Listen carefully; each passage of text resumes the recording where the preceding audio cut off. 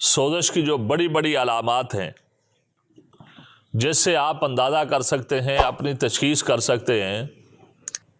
کہ مجھے جو پیٹ میں درد ہو رہا ہے یہ اعصابی ہے، پیٹ میں رطوبت کی بڑھنے کی وجہ سے جو ہے یہ درد ہو رہا ہے، وہ علامات